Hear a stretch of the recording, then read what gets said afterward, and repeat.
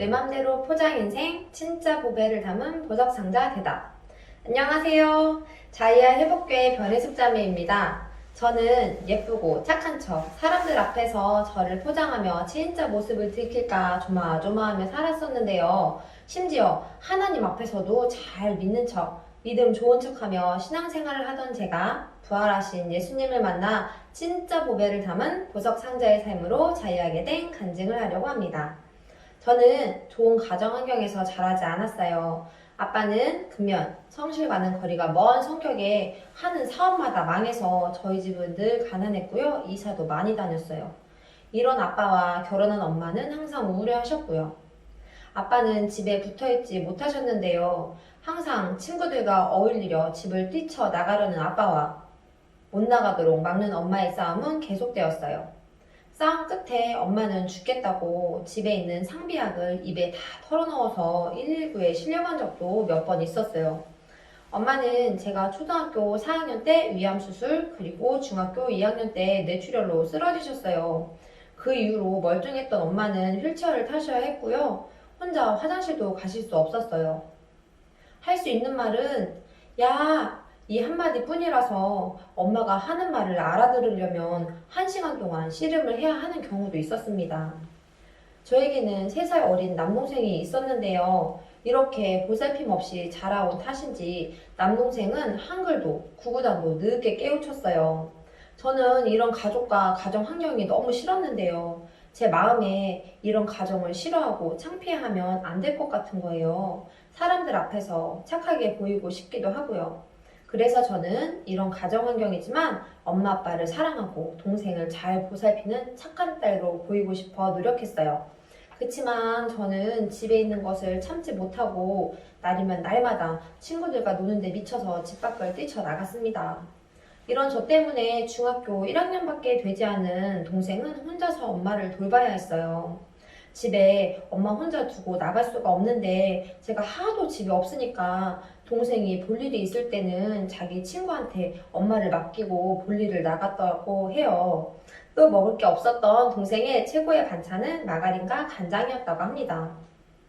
엄마는 집에서 나가시는 일이 거의 없었는데요. 어쩔 수 없이 휠체어 탄 엄마를 모시고 동네 사거리에 나갈 일이 있을 때면 저는 엄마가 창피해서 친구들과 마주치지 않길 바랬습니다. 그러다 친구들을 딱 마주치며 등골이 서늘한 느낌이었어요. 꼭 그 친구들 앞에서 제가 벌거벗겨진 기분이랄까요? 그러나 저는 그 마음을 감추고 아무렇지 않은 척, 더 밝은 척, 우리 엄마야 인사해 하며 저희 엄마를 친구들에게 소개시키곤 했습니다. 제가 고등학교 올라갈 때쯤 새로운 친구들과 어울리게 됐는데요. 그 친구들은 옆 동네 일진이라고 불리는 친구들과도 어울리던 애들이었어요. 저희 학교는 워낙 작은 시골 학교라 일진 같은 건 없었는데요. 저는 그 옆 학교 일진 친구들 사이에서 기죽고 싶지 않았어요. 그래서 강해 보이기 위해 그 친구들이 하는 시커먼 눈화장과 깻잎머리, 뒤통수에 뽕을 잔뜩 넣고 짧은 치마와 하이힐을 신었습니다.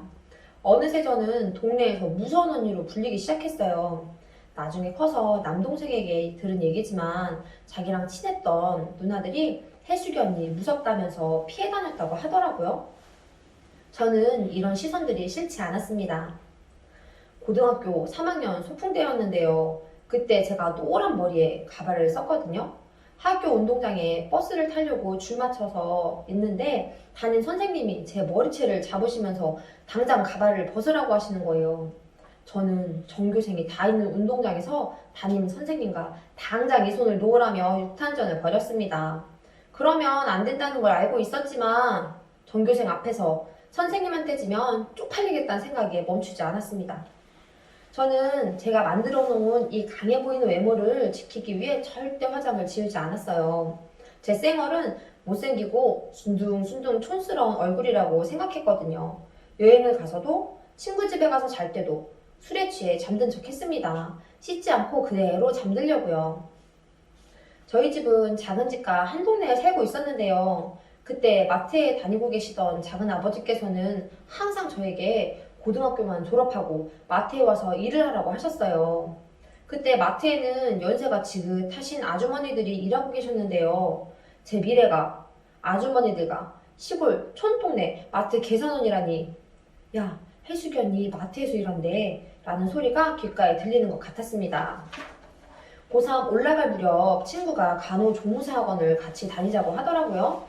마트보다야 병원에서 유니폼 입고 일하는 게 더 폼나지 생각했어요.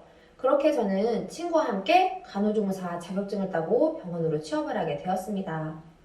병원 생활을 하면서 가장 곤란한 질문은 간호사예요? 라는 질문이었어요. 저는 간호조무사라고 제 입으로 말하는 것이 너무 싫었어요. 간호사에 비해 조무사란 직업은 창피했거든요. 그치만 저는 또 저희 가족을 부끄러워하지 않은 척 했듯이 그렇게 조무사라는 직업을 부끄럽지 않고 스스로 자부심을 느끼면서 일하는 척 했습니다. 누군가 아플 때 끊임이 되는 직업인걸요. 호호호 하면서요. 제가 23살 되던 해 지금의 남편을 만나게 됐어요. 귀여운 얼굴에 근육질 몸매가 딱 제 스타일이었습니다. 또 돈을 어찌나 잘 쓰던지 친구들이랑 여럿이 밥을 먹어도 항상 계산은 남편이 하는 거예요. 저 정도면 나를 위해서도 아낌없이 쓰겠구나 하는 생각이 들더라고요. 저는 그런 남편에게 사귀자고 얘기했어요. 근데 남편이 결혼 상대가 아니면 자기는 여자를 만나지 않겠다고 하더라고요. 조용조용한 성격에 넘어올 것 같은데 안 넘어오는 남편에게 오기가 생겨 그럼 나랑 결혼해 하며 졸랐습니다. 그렇게 교제한 지 얼마 되지 않아 남편이 현금을 주고 새 차를 딱 뽑더라고요. 쉬는 날마다 가까운 곳으로 드라이브를 가고 여기저기 여행을 다니니 해외여행 다니는 친구들이 부럽지 않았어요. 그렇게 제가 24살 되던 해 저희는 결혼을 하게 되었습니다. 그렇게 결혼을 하고 출산을 하면서 직장을 쉬게 됐어요. 아이를 키우며 집에만 갇혀 있는 것 같아 답답해하는 저와는 달리 남편은 매일같이 친구들을 만나 술을 마셨는데요. 왜 나만 집에? 왜 너만 밖에? 하면서 다툼이 잦아졌어요. 마음이 답답하고 힘들어지자 어릴 적 다녔던 교회가 생각이 났어요. 그렇게 저는 집 앞에 있는 자유회복교회를 나가게 되었습니다. 저는 교회에서는 주일학교 교사, 피아노 반주자로, 직장에서는 환자들과 함께하는 예배를 준비하며 신호의 활동을 했어요. 제 기도의 제목은 항상 북한 선교와 영혼 구원이었는데요. 다른 성도님들이 물질을 구하는 기도를 할 때면 난 저들과 달라 하며 제 믿음을 우쭐해하고 그들을 향해 판단 정죄를 하기도 했습니다. 저는 직장이나 교회에서 행사가 있을 때마다 앞에서 찬양을 했는데요. 사람들 앞에서 완벽하게 빛나고 싶었습니다. 그러나 현실은 그렇지 못했어요. 열심히 노력했지만 턱없이 부족한 제 모습을 마주할 때면 수치심이 올라와 쥐구멍이라도 찾아 숨고 싶었습니다. 왜? 이불킥이라고 하잖아요. 제가 찬양했던 때가 생각나면 창피해서 소리를 지르고 빨리 다른 생각들로 그때의 기억을 떨쳐내려 했습니다. 그러다 저희 엄마가 암에 걸려 수술을 받게 되었어요. 저는 지금까지 신앙생활 열심히 했으니 이 정도 믿으면 하나님이 우리 엄마를 살려주시겠지라고 생각했어요. 그런데 엄마가 돌아가셨어요. 그동안 애쓰고 힘썼던 모든 것들이 한순간에 무너지는 것 같았어요. 하나님에 대한 원망이 올라왔습니다. 그러나 저는 하나님을 원망하면 믿음 없는 자로 보일까봐 이 마음을 숨기고 아무렇지 않은 척 교회에 다녔습니다. 그때 교회에서는 부활복음이 선포되고 있었는데요. 저는 목사님이 말씀이 잘 들리지 않았어요. 오히려 그 말씀이 저에게 믿음이 없는 자라고 하는 것처럼 들리는 거예요. 나는 엄마 돌아가셨어도 이렇게 교회에 나와서 열심히 예배드리는 사람이야. 근데 내가 믿음이 없는 자라고? 왜 꼭 부활이어야 하는데 내가 부활이 아니라도 내 믿음을 보이고야 말겠어 하며 교회를 떠났습니다. 그렇게 저는 이 교회 저 교회에 옮겨다니며 제 믿음을 확증하려 했지만 말씀대로 살지 못하는 제 모습에 낙심이 되고 결국 구원의 확신마저 흔들리게 되었어요. 때마침 아직도 나를 위해 기도하고 있다는 자이아 회복교회의 소식을 듣게 되었고 확신 있게 부활의 증거로 복을 선포하는 이 교회로 다시 돌아오게 되었습니다. 말씀은 여전히 제가 믿지 않는 자라고 하시는 것 같았어요. 그러나 저는 스스로 제 믿음을 확증할 수 없었기에 낮은 마음으로 제 생각과 느낌, 감정이 올라올 때마다 살려달라고 기도했습니다. 도망가고 싶어도 더 이상 도망갈 곳이 없다는 걸 알았기에 끝까지 말씀을 듣고 공동체와 함께 했습니다. 이런 저를 위해 공동체도 함께 기도해 주었어요.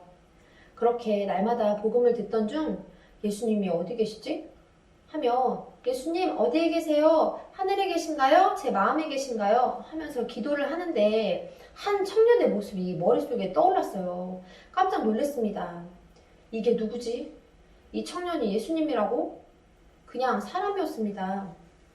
내가 저 사람을 얼굴도 본 적 없는 2000년 전에 살았던 저 청년을 어떻게 나의 주인이라고 하나님이라고 지금까지 믿는다고 했던 거지? 저는 그 사람을 나의 주, 나의 하나님이라고 고백할 수 없었어요. 저에게도 그 사람을 하나님으로 믿을 수 있는 증거가 필요했어요. 네이버에서 예수님의 부활에 대해 찾아보았어요. 백과사전에 이렇게 나와 있었어요. 당시 십자가형을 받은 사람은 그 십자가를 지고 시내를 돌아다니게 했다. 그 이유는 첫째로 이로써 경계를 삼고, 둘째, 혹시 무죄의 경우 누군가가 재심을 요청하면 이를 받아들이기 위해서였다. 하지만 예수의 경우에는 아무도 무죄를 주장하는 사람이 없었다. 충격이었어요. 분명 예수님에게 직접 병 고침 받은 사람도 있었을 텐데, 눈앞에서 죽은 나사로를 살린 걸 봤을 텐데, 3년 넘게 기적을 보고 행했던 제자들도, 주는 그리스도시요 하나님의 아들이시니다 고백했던 베드로도 십자가에서 예수님을 그리스도라고 하나님이라고 한 사람이 하나도 없었다니 어떻게 그럴 수가 있지? 사람들에게 십자가에서 죽는 예수님은 그저 신성 모독죄로 처형당하는 죄수들 중 하나일 뿐이었습니다. 그런데 자기 혼자 살겠다고 십자가에서 다 도망갔던 제자들이 하나같이 끔찍하게 순교당하잖아요. 특히 도마는 예수님의 못 잡는 손과 창자국 난 옆구리에 내가 직접 만져봐야 믿겠다고 했는데, 분명 내가 내 눈으로 보지 않고는 믿지 못하겠다고 했는데, 그 도마가 목숨 걸고 인도에 가서 복음을 전하다 죽었더라고요. 도마가 죽은 그곳에 교회가 세워져서 아직도 남아있는 거예요. 그 역사의 현장을 보는데 도마가 부활하신 예수님을 진짜 봤구나. 예수님이 진짜 부활하셔서 지금도 살아 계시는구나. 이 예수님의 부활이 처음 알게 된 사실처럼 충격으로 다가왔어요. 부활하신 예수님이 제 앞에서 못 자국난 손을 내미시면서 말씀하시는 것 같았어요. 봐라, 내가 너를 위해 죽고 부활했다. 내가 너를 위해, 나를 위해 죽고 부활하신 예수님은 나의 주, 나의 하나님이셨습니다.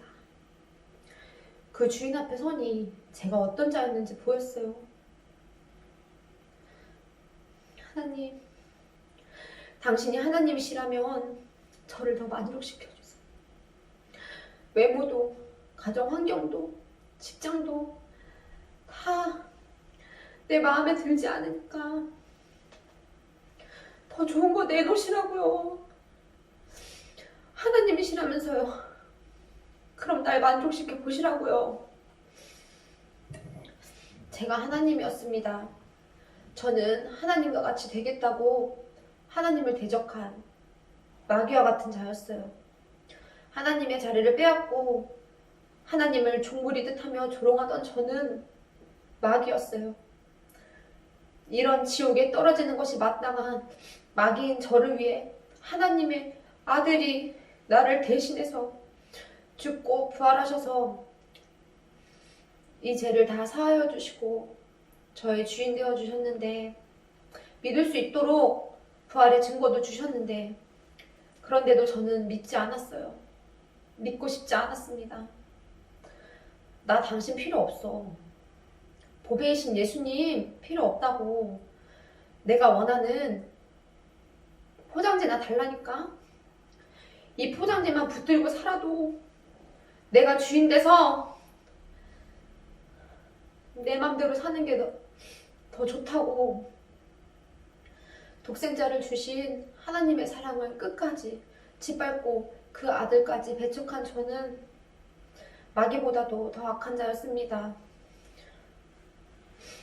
어떻게 이런 악한 자를 다 알고 이 복음을 끝까지 듣게 하시고 증거를 보게 하셨는지 끝이 없는 하나님 아버지의 사랑 앞에 저는 무릎을 꿇을 수밖에 없었습니다.